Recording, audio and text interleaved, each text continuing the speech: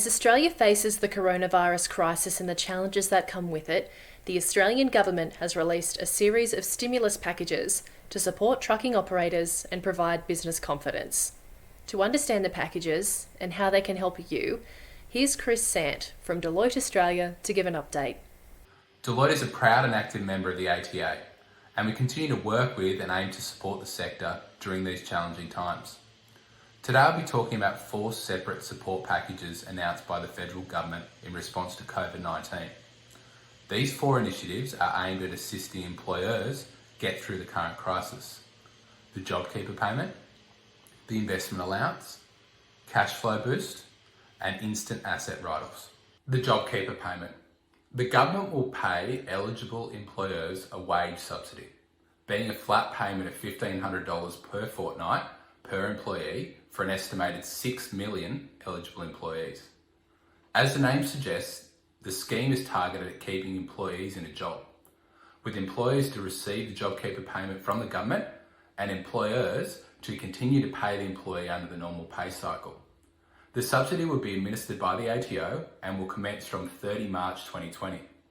The first payment to employers will be in the first week of May 2020, paid monthly in arrears.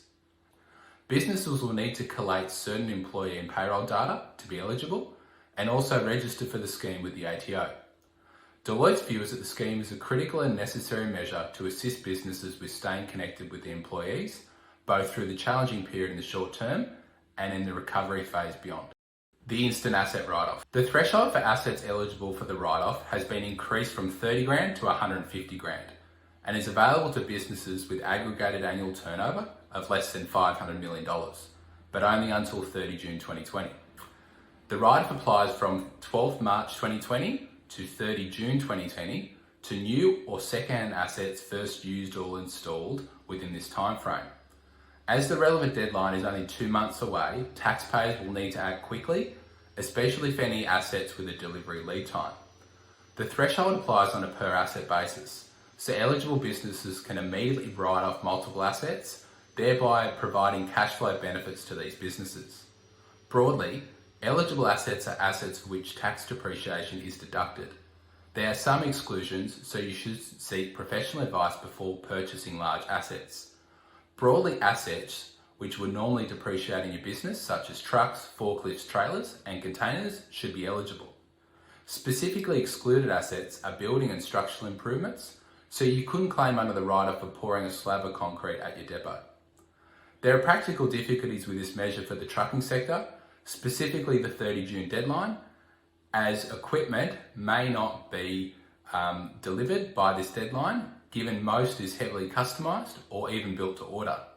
In addition, the threshold is very low, meaning it won't cover many high-end trailers and no Australian-made prime movers. The ATA are lobbying the federal government on your behalf to increase the threshold from $150,000 and either extend the deadline or allow assets to qualify that are invoiced by 30 June but delivered later. The investment allowance. The backing business allowance or investment allowance offers an immediate deduction of 50% for eligible assets that do not fall within the instant asset write-off, either because they're above the threshold or they're not first used or installed by the 30th of June. Businesses with aggregated annual turnover less than 500 mil will be able to deduct 50% of the cost of an eligible asset, as well as normal depreciation rules applying to the balance of the asset's cost in the first year. Eligible assets refer to new assets that can be depreciated, such as plant equipment and intangibles, acquired after the announcement, 12th of March 2020, and first used or installed by 30 June 2021. This incentive does not apply to second-hand assets or building and other capital works. If the ATA's lobbying regarding the write-off is not successful, this measure would allow trucking companies to deduct 50% of the value of the asset in this year's return. The cash flow boost. The boost in cash flow for employers measure aims to ease the pressure on business cash flow through payments to employers of between $20,000 and $100,000.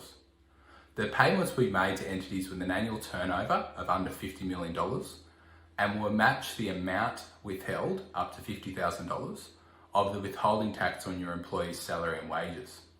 This benefit will be passed on by the ATO as a credit to the eligible employers upon lodgement of the upcoming BAS, mostly for Phase 1, to be paid in March BAS, and Phase 2, the June BAS.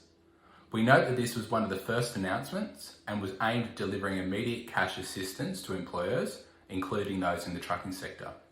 For more industry-related coronavirus information, head to www.truck.net.au/coronavirus.